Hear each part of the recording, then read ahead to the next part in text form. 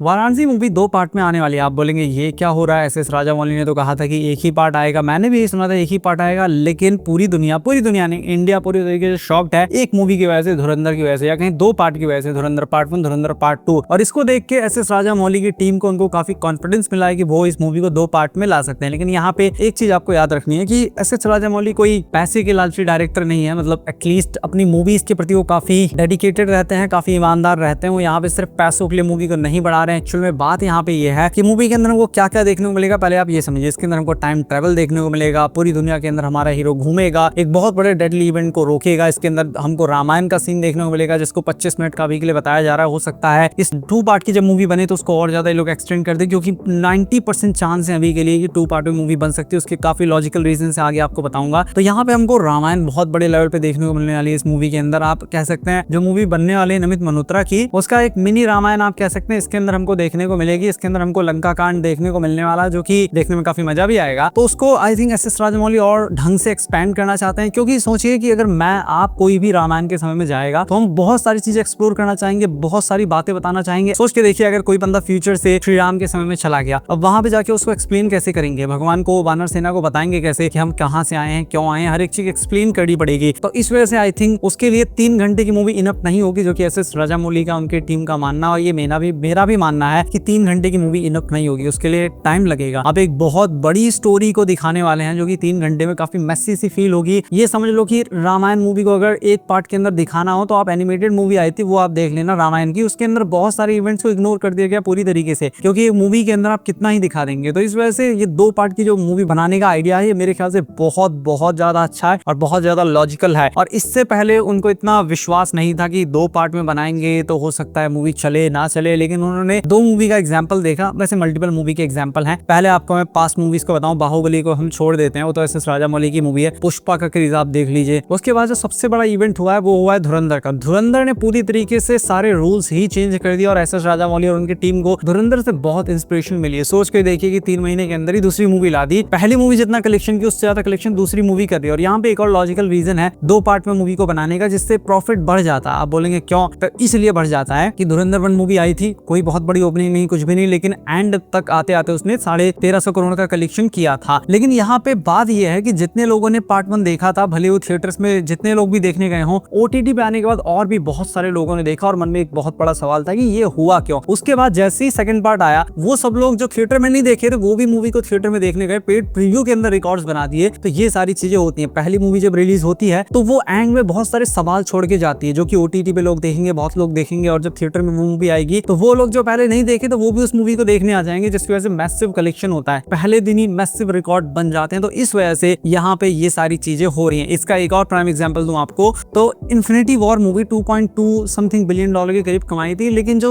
End game थी वो उससे भी ज्यादा कमाई थी। एक पल के लिए तो अवतार को बीट कर दी थी, बाद में अवतार को री रिलीज करके उसको पीछे कर दिया गया। लेकिन यहाँ पे आप समझ सकते हैं कि सेकंड पार्ट रिलीज करने का कितना बड़ा फायदा मिलता अगर पहला पार्ट एक ढंग के क्लिफ हैंगर पे एंड हो तो इस वजह से यहाँ पे एस राजामौली इन सब चीजों को प्लान कर रहे हैं। और मेरे हिसाब से भी 3 घंटे के अंदर टाइम ट्रेवल कवर करना और रामायण के समय में जाके वहाँ पे एक्सप्लेन करना, मल्टीपल टाइमलाइंस यहाँ पे हमको दिखाई जा रही है, और भी बहुत सारी चीजें यहाँ पे दिखाई जा रही है, जो कि थोड़ा डिफिकल्ट होगा। तो इसीलिए यहाँ पे पॉसिबल है कि यहाँ पे हमको 2 पार्ट देखने को मिलेंगे। अब आप पूछेंगे कि कब हमें देखने को मिल सकता, तो पहला पार्ट तो वही अप्रैल में हमको 2027 अगले साल देखने को मिलेगा।